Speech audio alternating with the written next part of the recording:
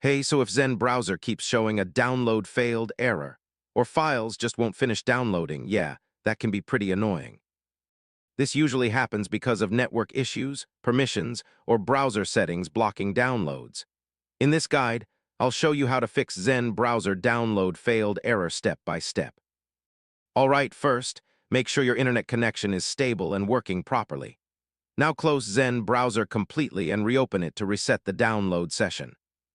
Sometimes downloads fail temporarily, so just retry the download again.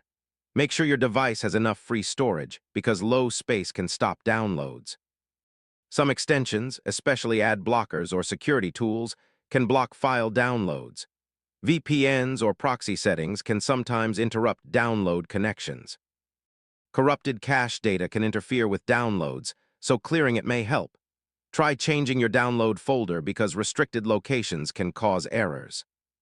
Make sure Zen browser is updated because older versions may have download bugs. If downloads still fail, reinstall Zen browser to reset all browser settings. And yeah, that's it. These fixes should help resolve Zen browser download failed errors and get your downloads working again.